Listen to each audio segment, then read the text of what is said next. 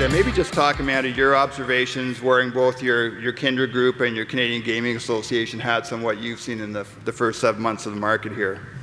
So this is great timing to actually hold this discussion today because the transition period just ended in the very early hours of November 1st. So the transition period was the period that the Alcohol and Gaming Commission allowed gray market operators to come in and become fully compliant. So if you weren't through the door by November 1st and you hadn't even submitted a license application, your chances of being granted a license down the road in Ontario are very, very, very slim.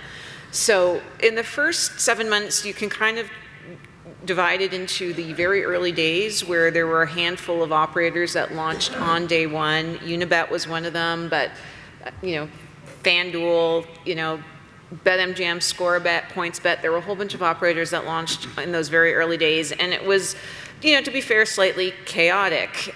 If you talk to anyone from iGaming Ontario or AGCO, at some point they had to pull the trigger on the launch date.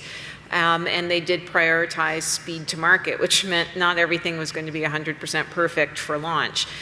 So those early operators, you saw that BetMGM and PointsBet and Unibet all got fined in the early days for using inducement language. So you have operators who are the first ones trying to push advertising out into the market. You've got affiliates that are still marketing unlicensed operators, and so as licensed operators whose logos are appearing on the same websites, we're getting calls from the AGCO asking us to, intervene and sort of fix it.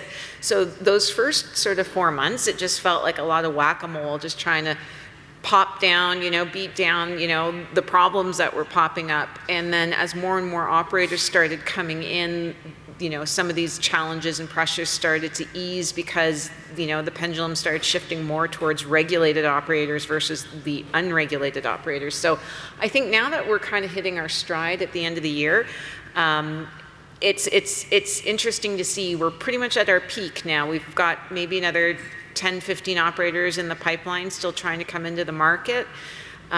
So we're pretty much at peak now, and we will now have the fun of seeing how this market grows. So for the revenue figures you talked about, there was a lot of criticism when the Q1 results came out, but those of us who've been in since day one, those of us who've worked in the industry have really said, give it until Q1, Q2 of 2023. That will be more of a real baseline of, what Ontario's doing. So in a very quick nutshell, that's what the first 7 months have looked like.